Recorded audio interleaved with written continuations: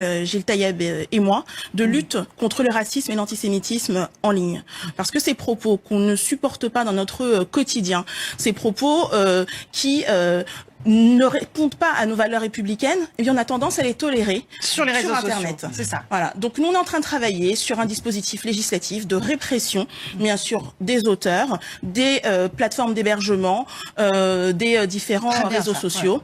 Ouais. Et à côté de cela, toute une campagne également de sensibilisation, parce que c'est important que tout le monde se saisisse. On va regarder, vous nous avez mené la vidéo de cette campagne. Regardez, effectivement, c'est très, très éloquent. Vous êtes des malades, quoi, vous dites ça? Un vrai tweet, mais ça c'est grave là, je trouve. Et les gens écrivont ça genre sur les réseaux. De pute. Ah, c'est terrible. Oh, ça m'énerve. Je suis choqué de ouf. Il y en a beaucoup sur internet, j'ai beaucoup de choses. Ça m'étonne pas et donc c'est ça qui est triste. C'est bien trop banal en fait de faire ça. C'est chaud quand même. Bah c'est assez choquant quand même. Je ne veux pas voir des trucs comme ça. J'ai horreur de ça.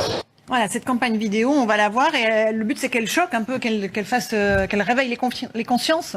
Guillaume Garot ? Tant mieux. Si cette campagne existe, il faut souhaiter évidemment qu'elle soit efficace. Le danger, c'est la banalisation. Parce qu'on en voit tellement sur les réseaux sociaux et il faut du coup que chacun prenne ses responsabilités. Et d'abord, les diffuseurs, ceux qui hébergent, ça c'est très important, qu'on ait une action implacable avec eux, et qui prennent leurs responsabilités. Puis ensuite, il y a tout, j'y reviens, mais l'éducation, c'est quand même fondamental.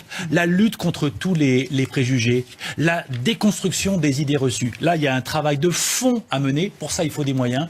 Et c'est vraiment là-dessus qu'on doit avancer dans les prochaines années. Voilà, c'est précisément l'objet de cette mission que nous menons depuis 2 mois. Notre rapport sera rendu en juillet au Premier ministre. Nous lançons à partir de demain une consultation générale sur un site Stop la haine sur Internet.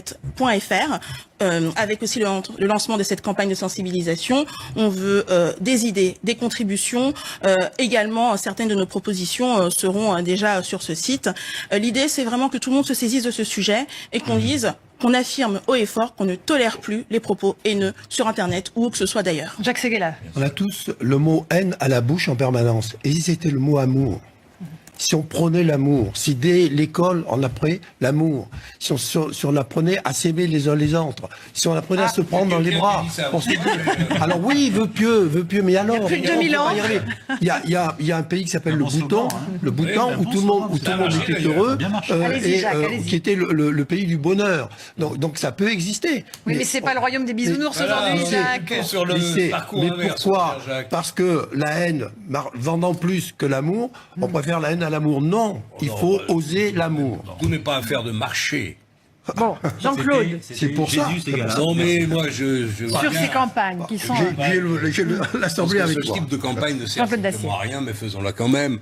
Si sur Internet, vous réussissez à faire tomber, par exemple, l'anonymat des gens qui insultent, des racistes et autres, ça sera bien. Mais ça fait partie de nos travaux. Mais oui, mais d'accord, mais si vous faites tomber l'anonymat, j'applaudis des 2 mains et des 2 pieds. C'est pas de mal la veille. Bien sûr. Vous applaudirez, mais c'est le système même d'Internet qui fonctionne comme ça.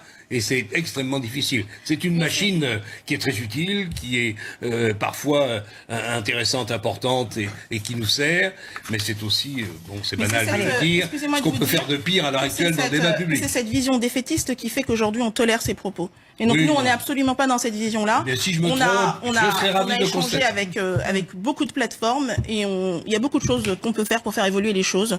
Donc on aura un rapport ambitieux, des propositions ambitieuses et on portera ça tous ensemble à l'Assemblée nationale sans perdre de temps sur ces textes. Peut-être que celui-là, il vaudra le coup.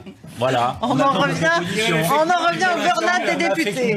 On a téléphone portable et je crois qu'on a rodéo aussi. Voilà, ça c'est les grands sujets de la République En Marche cette semaine. Je vous le donne. En tout cas, je vous dis une chose, bonne chance. Voilà, il faut absolument que ce débat-là, il soit entendu et que ça, encore une fois, infuse dans les têtes de nos jeunes enfants, enfin les jeunes, les adolescents qui utilisent beaucoup les téléphones.